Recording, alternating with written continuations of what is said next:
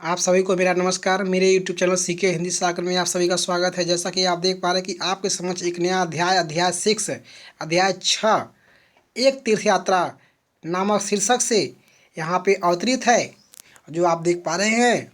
तो प्रारंभ किया जा रहा है। मुझे मालूम नहीं था कि भारत में तिलोनिया नाम की क्या नाम की तिलोनिया नाम की तिलोनिया नाम की भी कोई जगह है जहां हमारे देश के समसामयिक इतिहास यानी समकालीन समकालीन इतिहास का एक विस्मयकारी पन्ना लिखा जा रहा है। विस्मयकारी पन्ना लिखा जा रहा है। किसी बड़े शहर में रहते हुए हम केवल अखबार के द्वारा ही देश विदेश के बारे में अपनी जानकारी हासिल करते हैं, और आजकल तो इस जानकारी से मन अशांत और क्षुब्ध हो जाता है, यानी परेशान और व्याकुल हो जाता है।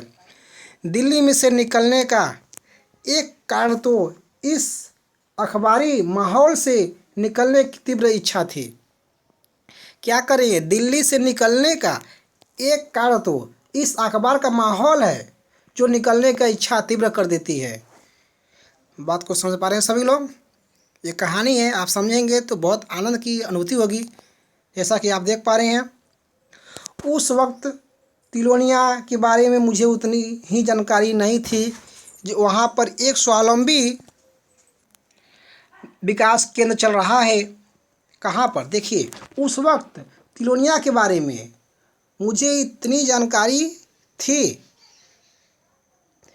उस वक्त तिलोनिया के बारे में मुझे उतनी ही जानकारी थी कि वहाँ पर एक स्वावलंबी विकास केंद्र चल रहा है जो अपने पर निर्भर है, जिसे स्थानीय ग्रामवासी स्त्री पुरुष मिलजुल कर चला रहे हैं।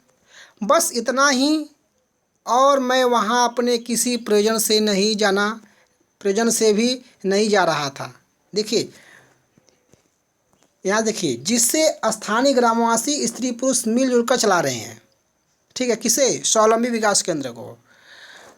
देखिए आगे, स्त्री पुरुष मिलकर चला रहे हैं। बस इतना ही है, मैं वहाँ अपने किसी प्रयोजन से भी नहीं जा रहा था।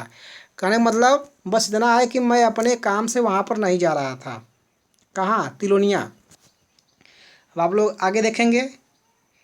देखिए, आपके समझ यह मनोरम चित्र है जिसे आप देख पा रहे हैं।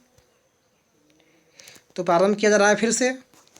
मुंबई को जाने वाली जनरैली यानी सभी लोगों के साथ जनरैली सड़कों को छोड़कर हमारी जीप एक तंग राजस्थानी सड़क पर आ गई। एक परेशान करने वाली राजस्थानी सड़क पर आ गई। पर यहाँ भी दूर दूर तक कुछ दिखाई नहीं देता, केवल सपाट मैदान, कटीली झाड़ियों के झुरमुट और दोपहर का बोझिल वातावरण, यानी बोझ महसूस होने वाला जैसा लगता था। हवा में पिघला कांच घुला है। लगता था कि हवा में पिघला हुआ कांच घुल गया है। फिर अचानक ही हमारी जीप ने एक मोड़ काटा, मतलब हमारा जीप घुमा और हम तिलोनिया की छोटी सी बस्ती में थे। जब हम घूमे तो कहाँ पहुँचे? तिलोनिया की छोटी बस्ती में। कवि कह रहा है, अरे लेखक कह रहा है, बस्ती क्या थी? कुछ पुराने और कुछ नए छोटे घरों का झुरमुट थी। चारों ओर चुप्पी थी और दोपहर की अलसाहट। कहने का अर्थ आप सभी लोग समझ पा रहे हैं। देखिए, जहाँ पर हम खड़े हैं, देखिए छूट गया, फिर से देखते हैं। बस्ती क्या थी? कुछ पुराने और कुछ नए छोटे घरों का झुरमुट समूह। ठीक है, चारों ओर चुप्पी थी यानी शांत था माहौल। दोपहर की अलसाहट। धीरे धीरे तिलोनिया के राज खोलने लगे। पहली जानकारी तो भोजन में बैठते समय ही हो गई, जब एक सज्जन मेरे हाथ धुला रहे थे, यानी हमारा हाथ धो रहे थे। आगे देखेंगे, जहाँ पर हम खड़े हैं उसके नीचे एक तालाब है। ये लेखक कर रहा है। हम लोग तालाब की छत पर खड़े हैं। मैं अभी दाएं बाएं उसी छिपे हुए तालाब की जायजा ले रहा था, यानी देखभाल कर रहा था, यानी देख रहा था। जब वह कहने लगे, जहाँ मैं गया था वहाँ, मतलब लेखक कह रहा है जहाँ मैं गया था वहाँ। जब वह कहने लगे, इस ताल में बारिश का पानी इकट्ठा होता रहता है। इस ताल में बारिश का जो पानी आता है यहाँ पे इकट्ठा होता है। बरसात के दिनों में छतों पर से गिरने वाला जल सीधा इस तालाब में चला आता है। वहाँ के जो लोग कर रहे हैं, ऐसे ही बहुत से ताल हमने जगह जगह बना रखे हैं। आगे देखते हैं।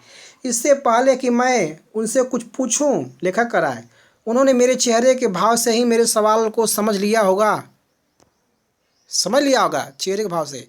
कहने लगे, इस बारिश के पानी को हम साफ कर लेते हैं, उसे पीते हैं, उस पानी से अपनी खेती बाड़ी करते हैं। राजस्थान की धरती तो जल के, अब आगे देखेंगे इसके आगे, जल के लिए तरसती है ना। अब तो ऐसे ही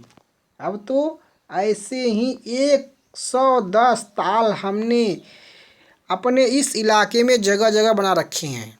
हमारे स्कूलों और सामुदायिक केंद्रों में जल संरक्षण व संग्रहण की व्यवस्था कर दी गई है। इकट्ठा करने की व्यवस्था कर दी गई है हमारे सामुदायिक केंद्र में।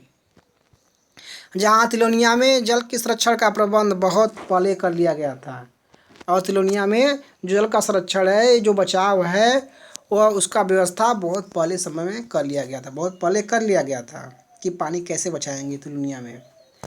इस संस्थान की स्थापना कब हुई, मैंने पूछा, लेखक कराए। 1972 में, वह बोले। फिर कुछ याद करते हुए से कहने लगे, यह वह ज़माना था जब जगह जगह अनेक युवा लोग अपनी पहलकदमी पर कुछ नया कर दिखाना चाहते थे। अपनी पहलकदमी यानी पहले कदम पर कुछ नया करके दिखाना चाहते थे, जो देश के विकास के लिए हितकर हो। अनेक स्थानों पर अपने अपने विचार के अनुसार अनेक प्रयोग किए गए, अनेक स्थानों पे। उनमें से एक यह भी था, ऐसी मंडलियाँ मुख्य रूप से गांव को ही केंद्र में रखकर यानी मुख्य मानकर अपने प्रयोग करना चाहती थी, ऐसी मंडलियाँ।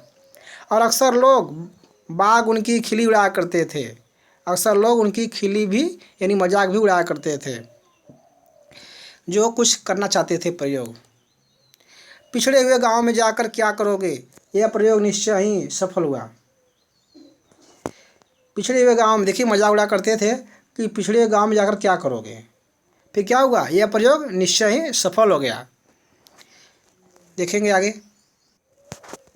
वह कह रहे थे कि इसका गठन किया गया।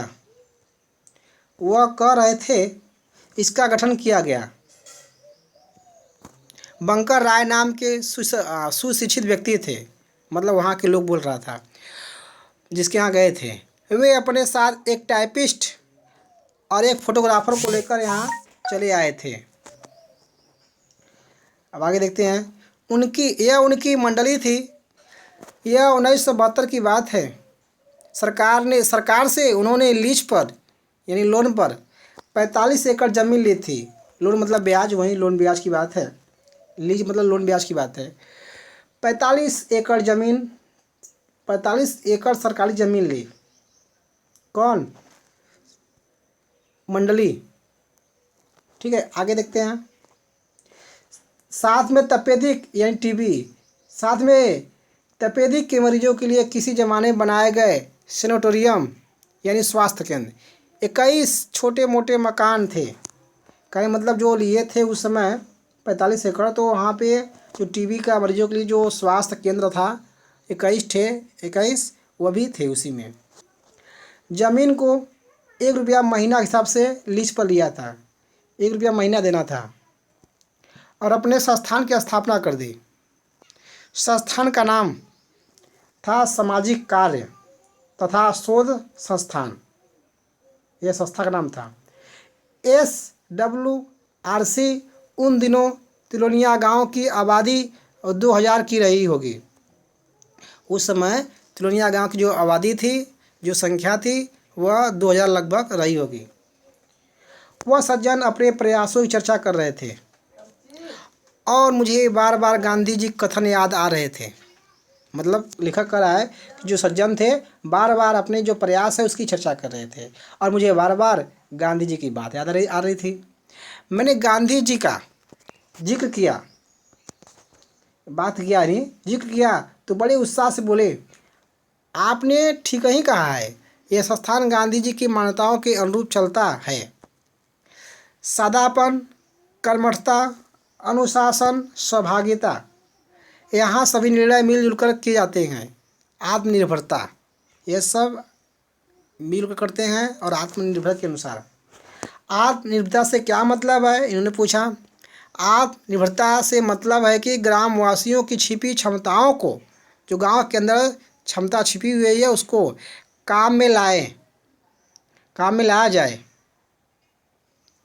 और गांधी जी के अनुसार ग्रामवासी अपने अधिकांश बुनियादी ज़रूरत की वस्तुओं का उत्पादन स्वयं करें। जो गांव के लोग हैं वे स्वयं पैदा करें जो आवश्यकता है, ज़रूरत की चीज़ें।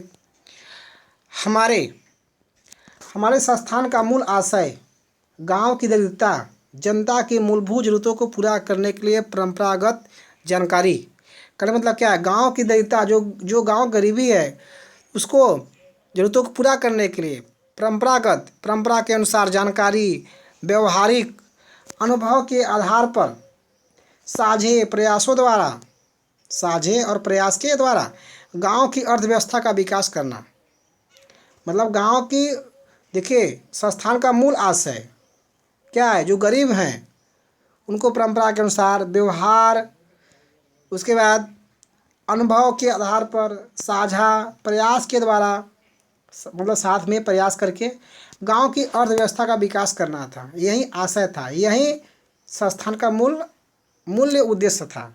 क्या? अर्थव्यवस्था का विकास करना। बात को आगे समझते हैं। हाथ मुंह धोकर हम लोग भोजन की कक्ष की ओर बढ़ गए। बरामदे में ही एक और पानी के बहुत से नल लगे थे। बरामदे में यह किस काम के लिए, मैंने पूछा तो वह सज्जन हंस दिए। लेखक कह रहा है कि हमने पूछा यह किस काम के लिए है नल, तो हंस दिए। भोजन कक्ष में बैठने वाले लोग भोजन करने के बाद अपने बर्तन यहीं पर साफ करते हैं। वो सज्जन बोले जो खाना खाते हैं यहाँ पे अपने हाथ से उसको साफ करते हैं। यहाँ नौकर चाकर नहीं है। भोजन कक्ष में अनेक ग्रामवासी पुरुष स्त्रियाँ बैठे भोजन कर रहे थे। जहाँ भोजन कक्ष है वहाँ गाँव वाले, जो गांव के स्त्री पुरुष थे, अपना भोजन कर रहे थे। सारा प्रबंध यानी सारा व्यवस्था प्रथानुसार फर्शी था, यानी जो प्रथा चल रहा था, जो नियम चल रहा था उसके अनुसार फर्शी, यानी मतलब एकदम प्लस्तर था। बड़े आनंद से भोजन किया। पास बैठे लोगों की भाषा तो समझ में नहीं आती थी, जो बगल में बैठे थे बात उनकी नहीं समझ में आ रही थी, पर उनके लहजों में बड़ा स्निग्ध था, यानी चिकनापन था, अपनापन झलकता था। जो बगल में थे उनकी बात नहीं समझ आ रही थी, लेकिन क्या उनके जो बातों में क्या था, बड़ा चिकनापन था और अपनापन दिखाई दे रहा था जब वो बात करते थे। आगे देखते हैं। भोजन के बाद हमने भी बर्तन धोए और ठिकाने पर रखे, मतलब जहाँ रखा था बर्तन वहाँ पे। पानी के ताल के पास हम फिर से खड़े हो गए पानी के ताल के पास खाना पीना खा के। जब मैंने पूछा ताल के जल का प्रयोग क्या आप और भी किसी काम के लिए करते हैं, वो झट से बोले इससे बिजली पैदा करते हैं, इसी जल से हम बिजली निकाल कर घरों को रोशनी पहुंचाते हैं। मैं चौंका। लिखा करा मैं चौंक गया। बारिश के पानी को साफ करके पिया जा सकता है, खेती बाड़ी के काम में लाया जा सकता है, पर बिजली वह कैसे? सूर्य की ऊर्जा से। तो सज्जन बोले सूर्य की ऊर्जा से। अब की बार मेरे लिए यकीन करना कठिन हो रहा था। लेखक कराए पर अचानक ही मुझे याद आया कि भोजन करते समय छत पर से लटकता बिजली का पंखा चल रहा था। ये लेखक कराए। वह बड़े उत्साह से कहने लगे, तिलोनिया गांव में स्थित लगभग 60,000 वर्ग फुट फैला हुआ इस संस्था का नया परिसर पूरी तरह सौर ऊर्जा से चालित है, यानी चलता है। मतलब सज्जन बोल दिए उत्साह से। काफ़ी गहराई से पानी खींचने के पंप, अनेक कंप्यूटर की व्यवस्था सौर ऊर्जा द्वारा की जाती है। कहने मतलब पानी खींचना रहता है, तो पानी खींचना रहता है गहराई से, तो वहाँ पे पंप हैं, और कंप्यूटर की व्यवस्था है वो भी सौर ऊर्जा से ही होती है। जो पंप है पानी खींचने के लिए नीचे से, तो पंप लगा है, फिर एक लगा है कंप्यूटर, तो उसको भी चलाने के लिए, पंप को चलाने के लिए, कंप्यूटर को चलाने के लिए सौर ऊर्जा का प्रयोग किया जाता है। देखेंगे। और मैं मन ही मन फिर से चौंका, मैं घबरा गया, क्या इस जगह कंप्यूटर भी पहुंच गए? पर वह सब बराबर बताए जा रहे थे। कौन सज्जन? और उनकी देख रेख और व्यवस्था मुख्य रूप से हमारे ग्रामीण सदस्य ही करते हैं। बराबर बोल रहे थे। और वे भी बोले कि उनकी देख रेख यानी कंप्यूटर ये सब पंप हमारे ग्रामीण गांव के लोग ही करते हैं। उनमें से अनेक इस काम में, अब आगे देखेंगे पेज की ओर, इस काम में